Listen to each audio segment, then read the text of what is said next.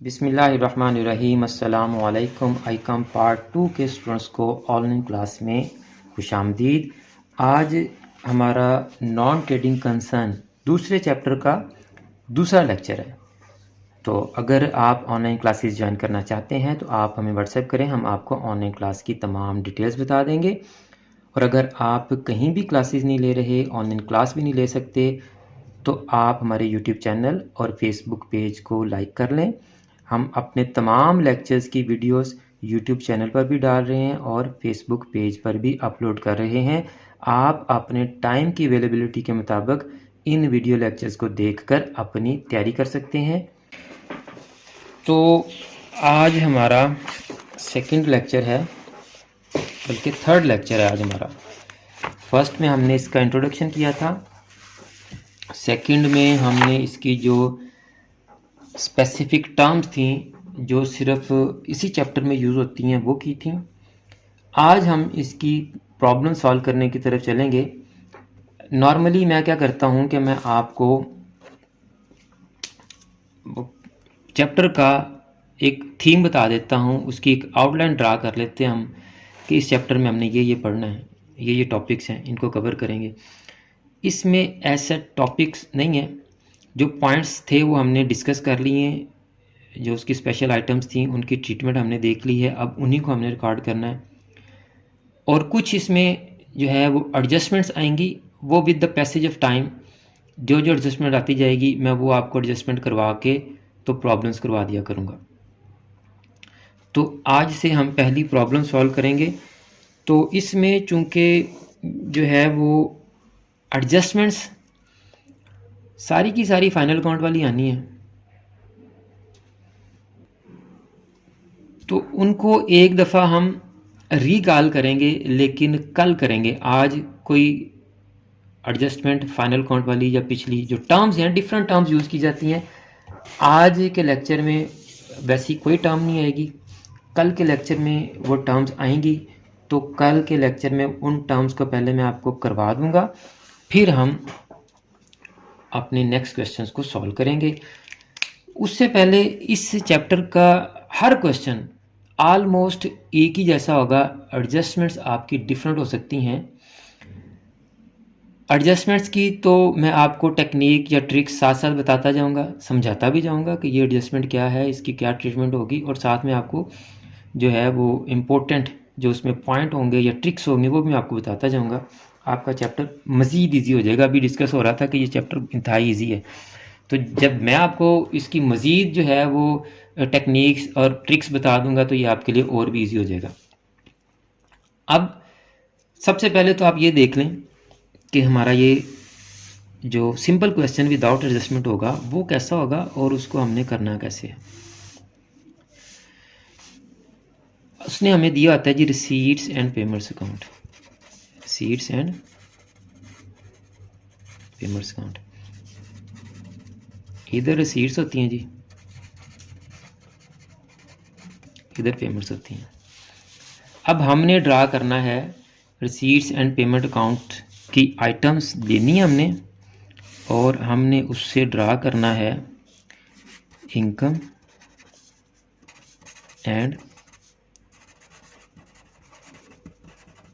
Expenditure account. तो इधर आपके एक्सपेंडिचर आने हैं, इधर आपकी इनकम्स आनी है, रेवेन्यूज आना है। ठीक है जी। अब ये इतना आसान इसलिए है कि बाज़ दफ़ा आपको बोर्ड में हलवा क्वेश्चन आ जाता है। हलवा क्वेश्चन इस तरह से आ जाता है कि आपने कुछ भी नहीं करना होता। इधर आपको बैलेंस प्लॉट डाउन दिया होता है, ये यहाँ आपका बैलेंस कैरी डाउन होता है जी।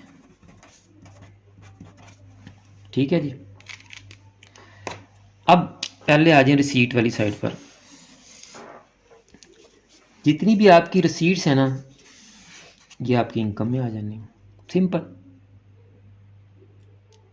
जितनी भी रिसीट्स हैं सारी इनकम में आ जानी। पहली बात, पहला पॉइंट याद रख लें, बैलेंसेस आपके इनकम एंड एक्सपेंडिचर अकाउंट में नहीं आएंगे। ये एसेट है, ये ओपनिंग एसेट है, ये क्लोजिंग एसेट है। ठीक है जी। बैलेंसेस नहीं आने, हर प्रॉब्लम में तकरीबन बैलेंसेस होते हैं, तो आपने इनकम एंड एक्सपेंडिचर अकाउंट में उनको कम से कम नहीं लिखना। बैलेंस शीट की वर्किंग में हम देखेंगे इनका क्या करना हमने। ठीक है जी। रिसीट्स सारी की सारी आपकी इनकम बन जानी है। सिर्फ यहां पर आपके पास एक होता है स्पेशल फंड, उसकी ट्रीटमेंट हम पढ़ चुके हैं, वो हमारा इनकम साइड पर नहीं जाएगा। और एडजस्टमेंट में हर वो इनकम जिसको वो कैपिटलाइज्ड करने के लिए कह देगा, एडजस्टमेंट में क्या करने के लिए कह देगा,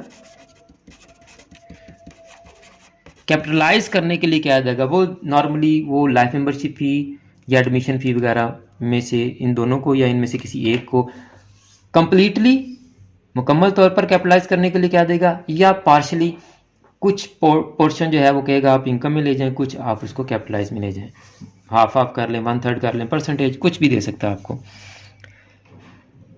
पेमेंट साइड पर आ जाएं जी। पेमेंट साइड की आपकी सारी आइटम्स एक्सपेंडिचर में आ जानी है, सिंपल।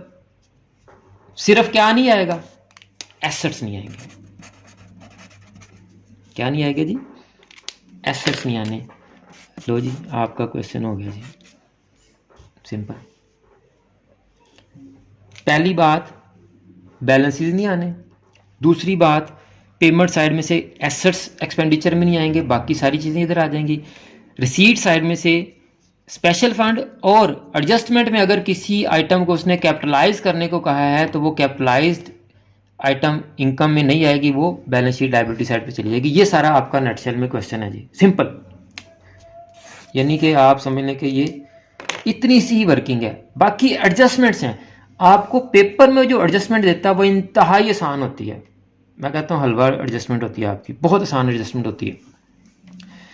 तो नॉन ट्रेडिंग कंसर्न या आपका ये जो नॉन प्रॉफिट मेकिंग ऑर्गेनाइजेशन है, उसके क्वेश्चन को अटेम्प्ट करने का जो आपका मेथड है वो मैंने आपको यहाँ बता दिया है, इंतहाई इजी करके बता दिया। 80% क्वेश्चन आपके ऐसे होंगे और एडजस्टमेंट्स आपकी हल्की फुल्की एक दो होंगी। अगर ज़्यादा भी होंगी तो परेशानी की बात नहीं है, उनको कैसे टैकल करना है एडजस्टमेंट को, वो मैं एडजस्टमेंट्स वाले पोर्शन में आपको लाजमी बताऊंगा। एक दफ़ा फिर रिपीट कर रहा हूँ कि बैलेंसेस नहीं आने, ना ओपनिंग बैलेंस ना क्लोजिंग बैलेंस आपके इनकम एंड एक्सपेंडिचर अकाउंट में आएगा। यहाँ से पेमेंट साइड में से assets income and expenditure account में नहीं आएंगे, बाकी सारे इधर आ जाएंगे। रिसीट साइड से स्पेशल फंड और हर वो रिसीट जिसको वो एडजस्टमेंट में कैपिटलाइज करने के लिए कह देगा, वो इनकम साइड पर नहीं जानी, वो बैलेंस शीट लायबिलिटी साइड पर जानी है। तो ये आपका क्वेश्चन हो गया जी। एडजस्टमेंट्स करते हुए हम एडजस्टमेंट कर लेंगे जी। समझ आ गया जी आपको? जी सर। ठीक है। का कांसेप्ट है रेवेन्यू रिसिप्ट्स और कैपिटल रिसिप्ट्स का। जी बेटा, सर रेवेन्यू रिसिप्ट्स और कैपिटल रिसिप्ट्स का थोड़ा सा कांसेप्ट दे दें, उसमें थोड़ी सी मिक्स हो गया बात। वो बताएगा आपको इस चैप्टर में, वो आपको बताएगा। जिसको कैपिटलाइज करने के लिए कह देगा वो कैपिटल रिसीट हो जाएगी, समझ गए ना। जिसको नहीं बताएगा वो आपकी रिसीट है। यानी लाइफ मेंबरशिप फी क्वेश्चन में दी है वो रिसीट है, एडमिशन फी दी है वो रिसीट है। अगर वो नीचे कह देता है कि जिसको कैपिटलाइज कर लें तो फिर वो कैपिटल रिसीट ट्रीट कर लेंगे हम। नहीं सर, बाज़ औक़ात ना वो हमें दे देता कि सेल ऑफ एसेट। अब सेल ऑफ एसेट भी ऑलरेडी कैपिटल रिसीट है, पर उसने हमें बताया नहीं है कि ये। हाँ, वो एक आइटम है ना, वो हम डिस्कस कर चुके हैं पहले, उसको दोबारा मैं बता देता हूँ। वो तो एक इस तरह की अगर कोई और आएगी तो बता दूंगा, इसके अलावा कोई और नहीं है। सिर्फ सेल ऑफ एसेट वाली एक आइटम ऐसी है कि उस पर अगर आपको प्रॉफिट हो रहा है तो आपका कैपिटल गेन होगा, तो कैपिटल प्रॉफिट होगा, आप उसको बैलेंस शीट लायबिलिटी साइड पर लेके जाएंगे। और अगर आपका लॉस होता है तो आप उसको एक्सपेंडिचर साइड पर लेके जाएंगे। ये हम पहले डिस्कस कर चुके हैं जी। ठीक हो गया सर? ठीक है जी। अब हम क्वेश्चंस की तरफ चलते हैं जी। अच्छा जी, आज हम इसकी पहली दो प्रॉब्लम्स को डिस्कस करेंगे। प्रॉब्लम 2 मैं आपको करके दूंगा क्योंकि इसमें 2 पॉइंट्स आ गए हैं। एक वही सेल ऑफ फर्नीचर वाला आ गया है, दूसरा स्पोर्ट्स मटेरियल परचेज वाला आ गया जी। ठीक है, आवाज नहीं आ रही। ठीक है जी, डिस्कस दोनों करेंगे। सॉल्व मैं आपको ये वाला करके दूंगा, ये वाला आप पहला क्वेश्चन खुद सॉल्व करेंगे। अभी दोनों डिस्कस कर लेते हैं जी। ये मैंने पैटर्न भी जो है, जो मैंने मेथड बताया था वो भी मैं सामने रख लेता हूँ जी। सबसे पहले देखें जी, ये बैलेंस है, ये नहीं आएगा। Subscription, live membership, interest, admission, miscellaneous, donation for building fund, this is special fund. देखें जी, स्पेशल फंड हमारा नहीं जाएगा इनकम साइड पर, ठीक है जी। और अब बाकी सारी जाएंगी फ़िलहाल तक। एडजस्टमेंट्स में अगर वो किसी को कैपिटलाइज करने के लिए कहेगा तो फिर हम उसको कैपिटलाइज कर देंगे। पेमेंट साइड पे आ जाएं, salaries and wages, rent, general expenses, furniture is asset, ये नहीं जाएगा। देखें जी, मैंने आपको बताया था एसेट्स नहीं जाएंगे। उसके बाद प्रिंटिंग एक्सपेंसेस, रिपेयर चार्जेस और बैलेंस, क्लोजिंग बैलेंस है, ये भी नहीं जाएगा। ओपनिंग और क्लोजिंग बैलेंस, ये अब मैं हर प्रॉब्लम सॉल्व करते हुए नहीं बताऊंगा। अंडरस्टूड है कि हर प्रॉब्लम में ये नहीं जाने हमारे, मैं पढ़ूंगा भी नहीं अब इसको, ठीक है जी। फर्नीचर नहीं जाना, बाकी सारे एक्सपेंडिचर साइड पे आ जाएंगे, कोई मुश्किल काम नहीं इसमें, ओके जी। अच्छा जी, एडजस्टमेंट पे आ जाएं जी। The subscription in arrears amounted to ₹700 के सब्सक्रिप्शन एरियर्स का मतलब होता है कि बकाया जात अभी रहते हैं, यानी सब्सक्रिप्शन रिसीव करने वाली है 700, तो ये 700 सब्सक्रिप्शन में ऐड कर देंगे हम। 3260 में 700 ऐड हो जाएगी जी। इसके बारे में अभी मैं आपको बता देता हूँ ये जी, कि अक्रूड होगी जी, रिसीवेबल अक्रूड, ठीक है। डेप्रिसिएशन फर्नीचर इज 10%, ये फर्नीचर है, इसकी 10% डेप्रिसिएशन ले लें, 160 आ जाएगी, वो एक्सपेंडिचर साइड पर आ जाएगी। Life membership fee to be credited to revenue, कहता है वो रेवेन्यू में ले जाएं आप उसको। तो ये एडजस्टमेंट तो यही कहती है कि लाइफ मेंबरशिप फी को आप रेवेन्यू में ले जाएं, और आप फर्नीचर की 10% डेप्रिसिएशन एक्सपेंडिचर साइड पे लिखेंगे, और 700 आपने सब्सक्रिप्शन में ऐड कर देना है। बाकी आपने इधर वाली आइटम इधर और इधर वाली इधर लिख के तो लेजर का बैलेंस कर लेना है। ये सेकंड क्वेश्चन हम करेंगे तो इससे आपको मजीद समझ आ जाएगी जी। The following is the receipts and payment account of young man society for the year ending 31 December 2005। You are required to prepare income and expenditure account for the year ending 31 December 2005। Receipts and payments account उसने दिया जी, receipts, opening and closing balance नहीं जाना जी, ठीक है। Interest fee, donation, subscription, interest, investment, sale of furniture, sale of old paper, receipts from, ये सारी इनकम्स जाएंगी। सेल ऑफ फर्नीचर को भी डिस्कस कर लेते हैं, ये सारी की सारी आपकी रिसीट्स इनकम साइड पे चली जाएंगी। अब सेल ऑफ फर्नीचर पे आए जी, वो कहता है कि बुक वैल्यू थी उसकी 1000 और हमने 685 में उसको सेल कर दिया। बुक वैल्यू 1000 थी, हमने कम पे उसको सेल किया है, तो कितने कम हमने पैसे लिए हैं, 315, तो ये लॉस हो गया है। तो loss on sale of asset हमारा एक्सपेंडिचर साइड पर आ जाएगा, ठीक हो गया जी। अब आप पेमेंट साइड पर आ जाएं। अब चूंकि ये एक सोसाइटी है तो बुक्स जो है इसमें एसेट कंसीडर होंगी। बुक्स क्या हैं, एसेट्स हैं। Printing and stationery expense, newspaper expense, sports material purchase किया हमने, ये भी हमारा एक्सपेंस है। रिपेयर इन्वेस्टमेंट एसेट है, नहीं जाएगा। फर्नीचर नहीं जाएगा, सैलरी चली जाएंगी। अब इसमें से जाने कौन से नहीं है, बुक्स, इन्वेस्टमेंट, फर्नीचर एंड ये क्लोजिंग बैलेंस, ये चार नहीं जाएंगे, बाकी इधर आ जाएंगे जी एक्सपेंडिचर साइड पर। अब स्पोर्ट्स मटेरियल देखिए, हमने 5000 का बाय किया था, 4000 हमारे पास पड़ा है अभी, तो कंज्यूम कितना किया हमने, ओनली 1000 का कंज्यूम कितना किया, तो एक्सपेंडिचर साइड पर 1000 आ जाना है। अब मैं आपको सेकंड वाला कर देता हूं, फर्स्ट वाला आप खुद कर लेंगे। अच्छा, अब इससे रिलेटेड मैं आपको पॉइंट बता दूं जी, एरियर से रिलेटेड, ये आप याद रख लीजिएगा, ये जो साथ साथ पॉइंट आ रहे हैं ना, आप इनको नोट डाउन कर लीजिए। आ सकता है जी हमारे पास एरियर्स, वो हमें ये भी कह सकता है स्टिल ओइंग, वो हमें ये भी कह सकता है स्टिल टू बी, इसके साथ वो पेड लगा सकता है,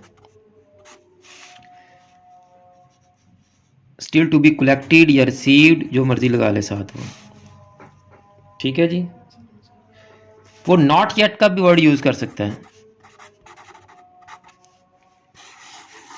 ये डिफरेंट वो वर्ड यूज कर सकता है, किसके लिए, कि ये काम अभी होने वाला है, वो इनको एक्सपेंसेस के साथ भी यूज कर सकता है, वो इनको रेवेन्यूज या इनकम्स के साथ भी यूज कर सकता है। ये जनरल वर्ड है, ये एक्सपेंसेस के साथ भी यूज़ कर सकता है और इनकम्स या रेवेन्यूज के साथ भी यूज़ कर सकता है। जिसके साथ भी ये वर्ड यूज़ हो उसका मतलब वो रहता है, उसमें ऐड हो जाना है। ट्रीटमेंट क्या है जी, उसमें ऐड हो जाएगा। यानी वो कहता है कि सैलरी स्टिल ओइंग है। सैलरी स्टिल ओइंग का क्या मतलब है, सैलरी अभी देने वाली है, यानी आउटस्टैंडिंग सैलरीज का उसने दूसरा नाम यहाँ स्टिल ओइंग कर दिया। ये थोड़ी सी टिपिकल जो टर्म्स हैं ये इसमें यूज़ हो रही हैं नॉन ट्रेडिंग कंसर्न में। ये फाइनल अकाउंट में भी एडवांस में कर सकता है वो यूज़।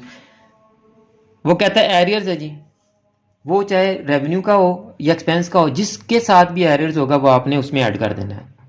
ट्रीटमेंट समझ लें। स्टिल टू बी का मतलब अभी भी रहते हैं, क्या है, कुछ पेड करने वाला रहता है या कलेक्ट करने वाला रहता है या रिसीव करने वाला रहता है। नॉट येट पेड या नॉट येट रिसीव्ड। तो जब भी ये टर्म्स आएंगी तो आप इनकी ट्रीटमेंट क्या होनी है, ऐड। कंसर्निंग अकाउंट के साथ अगर ये लिखा हो तो उस अकाउंट में आप वो अमाउंट क्या कर देंगे, ऐड कर देंगे। सिंपल। आज की एडजस्टमेंट ये सीख लें आप। यानी यहां उसने कहा था सब्सक्रिप्शन एंड एरियर्स। सब्सक्रिप्शन रहती है जी हमारी अभी रिसीव करने वाली, अगर कोई पेमेंट एरियर्स में होगी तो वो पे करने वाली होगी। तो जिसके साथ भी एरियर्स होंगे, स्टिल ओइंग होगा, स्टिल टू बी होगा, नॉट येट होगा, तो आपने उसमें वो अमाउंट ऐड कर देनी है। अब ये सब्सक्रिप्शन की थी एरियर्स, तो सब्सक्रिप्शन में हम इसको ऐड कर देंगे। स्टिल ओइंग करे, स्टिल टू बी करे, नॉट येट करे, तो एक ही चीज़ है, आपने इनको कंसर्निंग अकाउंट में ऐड कर देना है जी। ये मैं आपको एक पॉइंट बता दिया है। ये आगे भी इस तरह की टर्म्स यूज़ होंगी, मैंने स्टार्ट में आपको बता दिए जी। अब ये सेकंड क्वेश्चन का हम यहाँ सॉल्यूशन करते हैं जी।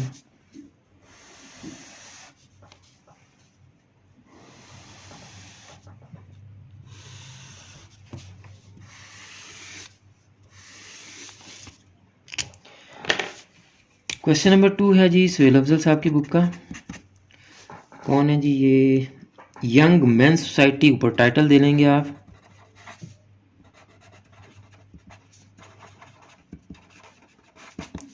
इनकम एंड एक्सपेंडिचर अकाउंट,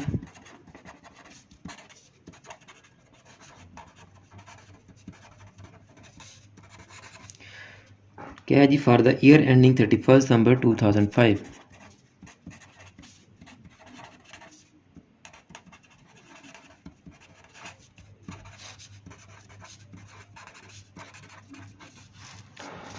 ठीक है जी। अब इधर आपके आएंगे जी एक्सपेंसेस और इधर आपकी इनकम्स आएंगी जी। अमाउंट, इधर हमारी अमाउंट आ जाएगी। आ जाए जी।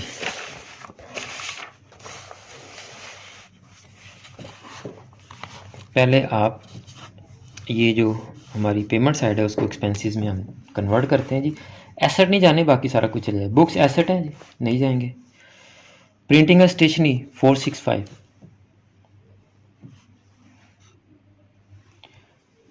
Printing and stationery 465।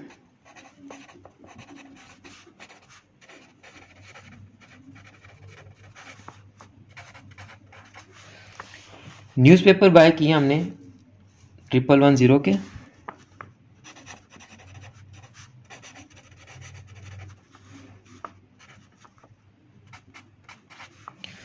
Sports material purchase किया है, नीचे हमें वो कह रहा है कि 4000 का रहता है अभी वैल्यूड एट क्लोजिंग स्टॉक हमारे पास। तो इसका मतलब चाहे आप इसको वर्किंग से शो कर दें वो भी वेल एंड गुड है, आप डायरेक्ट कर दें तब भी ठीक है, लेकिन हमें वर्किंग जो है वो कर लेते हैं हम। स्पोर्ट्स मटेरियल, हम स्पोर्ट्स मटेरियल रहता है, ये हमारा एसेट होगा ना जी ये एसेट होगा, क्लोजिंग एसेट है। स्पोर्ट्स मटेरियल लेस, ठीक है सर, क्लोजिंग स्टॉक या closing sports material, closing stock, ठीक है। 4000 अभी हमारे पास है, तो कंज्यूम कितना किया हमने, 1000 हमने सिर्फ कंज्यूम किया है। उसके बाद रिपेयर्स हैं जी 650 की,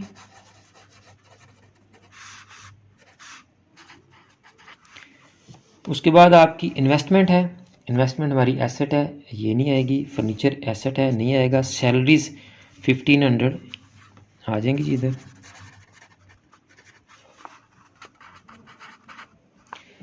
ये साइड होगी जी, अब इधर आ जाए।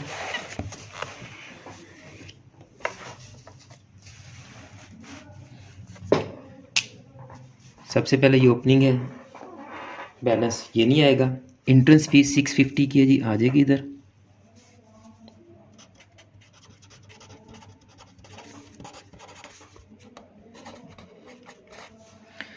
उसके बाद डोनेशन है जी 6000 की, ये भी आ जाएगी इनकम साइड पर। उसके बाद सब्सक्रिप्शन है जी 8565 की, वो भी आ जाएगी जी। उसके बाद इंटरेस्ट ऑन इन्वेस्टमेंट है जी 200 का, ये भी आ जाएगी जी।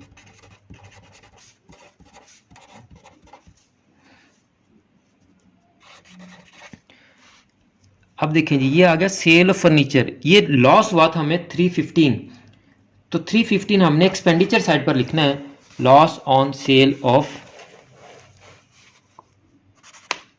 फर्नीचर।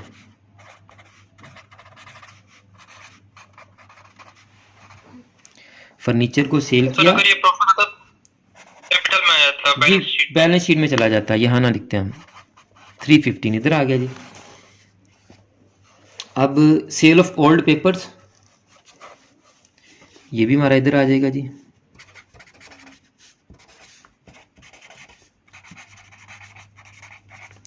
ये कितना है जी 465। रिसीव्स फ्रॉम रिक्रिएशन,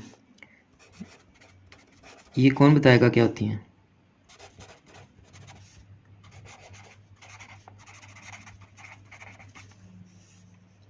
सर ये छोटी हमारी एक्सपेंसेस होती हैं जो उनके मतलब उसकी सर मैं बता देता हूँ। स्मॉल पैटी एक्सपेंसेस, एक्सपेंस नहीं है, रिसीट्स हैं 125। रिक्रिएशन होती हैं, सॉरी एक्सपेंस जी।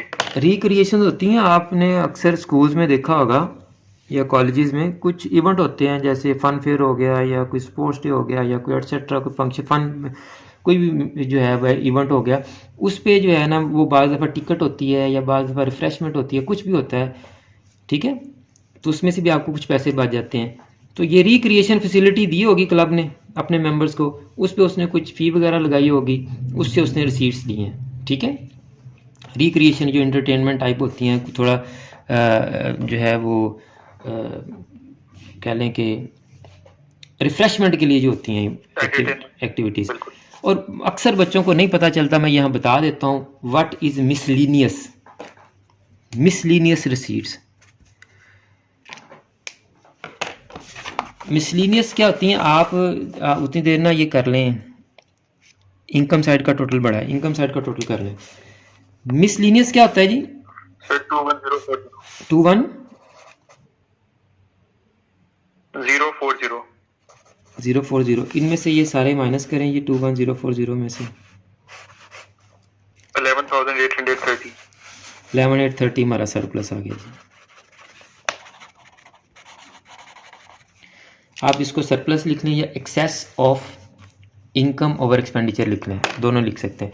अच्छा, मैं आपको बताने वाला था मिसलीनियस का, अक्सर बच्चों को नहीं पता चलता। मिसलीनियस का जो है ना, वो जो डिक्शनरी मीनिंग है वो है मुतफर्रक। अब मुतफर्रक उससे ही मुश्किल वर्ड है। मुतफर्रक कहते हैं कि जो हमने कुछ चीज़ों को एक जगह पे इकट्ठा कर दिया हो, जिसको हम हरफ आम में कहते हैं खिचड़ी पका ली है जी, इसको भी इधर ले आए, इसके भी सब चीज़ें इकट्ठी पड़ी हों तो क्या कहते हैं, ये क्या खिचड़ी पकाई हुई है। तो हम जो छोटे छोटे अकाउंट्स होते हैं जिनको हम अलग-अलग नहीं लिखना चाहते, उन सब को हम एक अकाउंट में मर्ज कर लेते हैं, तो उसके साथ हम मिसलीनियस लगा देते हैं।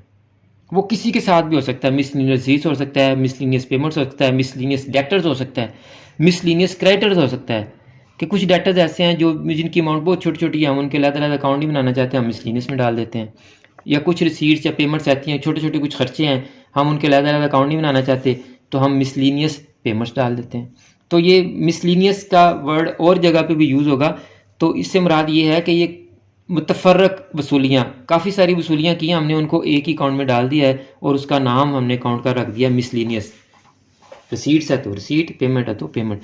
जी ये आपका सेकंड क्वेश्चन हो गया है। फर्स्ट वन मैंने पहले डिस्कस कर लिया था, बहुत आसान है।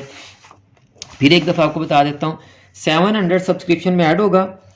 डेप्रिसिएशन आपने लेनी है फर्नीचर की 10%, वो आती है 160। और लाइव मेंबरशिप ये आपने रेवेन्यू में लेके जानी है। ये आपका ओपनिंग बैलेंस नहीं आना, बाकी बिल्डिंग फंड नहीं आना आपका, इसके अलावा बाकी सारे आपके इनकम साइड पे आ जाएंगे। पेमेंट साइड में से भी आपका फर्नीचर नहीं आना और ये क्लोजिंग बैलेंस नहीं आना, बाकी सारे आपके पेमेंट साइड भी आ जाएंगे। ये क्वेश्चन 1 भी आपका आसानी से हो जाएगा। दोनों क्वेश्चन से रिलेटेड आपने कोई क्वेश्चन पूछना है तो पूछ लें। और कुछ टर्म्स थी वो मैंने आपको बता दी थी कि area, still owing, still to be, not yet, जिसके साथ भी ये लिखा होगा आपने उतनी अमाउंट उसी कंसर्निंग अकाउंट में ऐड कर देनी है। जी है कोई क्वेश्चन तो पूछें, तो फिर चलते हैं हम अपना स्टैटिस्टिक्स के लेक्चर की तरफ। जी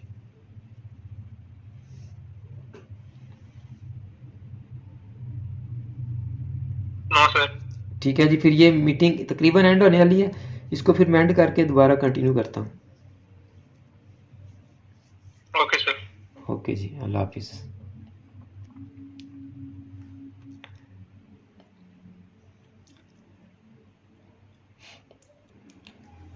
तो स्टूडेंट्स हमारा अकाउंटिंग का ऑनलाइन लेक्चर ख़त्म हो चुका है। अगर आपने अभी तक हमारा यूट्यूब चैनल सब्सक्राइब नहीं किया तो यूट्यूब चैनल को सब्सक्राइब कर लें, या आप हमारे फेसबुक पेज को लाइक कर लें। हम अपने ऑनलाइन तमाम लेक्चर्स जो हैं वो फेसबुक पेज पर भी अपलोड कर रहे हैं और यूट्यूब चैनल पर भी अपलोड कर रहे हैं। और आप इन वीडियोस को ज़्यादा से ज़्यादा फॉरवर्ड किया करें ताकि जो बच्चे कहीं से भी क्लासेस नहीं ले रहे वो बच्चे इन लेक्चर्स को देखकर अपनी तैयारी कर सकें। मुझे भी अपनी दुआ में याद रखा करें। जज़ाकल्लाह।